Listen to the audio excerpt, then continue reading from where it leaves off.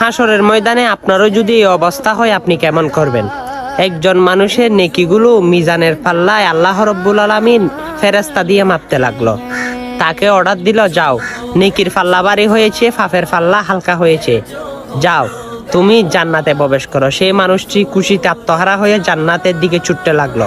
তখন ফেরেশতারা আবার দেখে তার আমল নামায় দেখে আবারও নেকি কম হয়ে গেল, তার পাপের সংখ্যা বেড়ে গেল।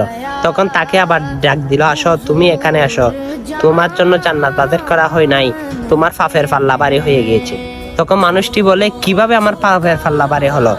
তখন ফেরেশতারা বলে, তুমি দুনিয়া থাকাকালীন মানুষকে খারাপ দিকে অনুসরণ করেছ এবং মানুষকে তুমি গান বাজনা দিয়ে অনেক কিছু শিখিয়েছ, নাচানাচি করে ভিডিও আপলোড দিয়েছ ফেসবুক, ইনস্টাগ্রাম, যে কোনো মাধ্যম। সেই ভিডিওগুলো একজন মানুষ দেখে সে পাপ কামাই করেছে, তোমার আমল নামেও পাপ এসেছে, তাই তুমি জাহান্নামী হয়ে গিয়েছ। তখন দেখেন হাসরের ময়দানে এই অবস্থায় যদি পড়েন আপনি কি করবেন, কেমন করবেন? তাই অতি শীঘ্রই দুনিয়া থাকাকালীন মানুষকে ভালো কিছু করার, আল্লাহ রসুলের পথে চলার অনুসরণ করবেন আর ভিডিওটা শেয়ার করে সকলকে জানিয়ে দিবেন, ইনশাল্লাহ তারা যেন নেকি অর্জন করতে পারে। আমিন।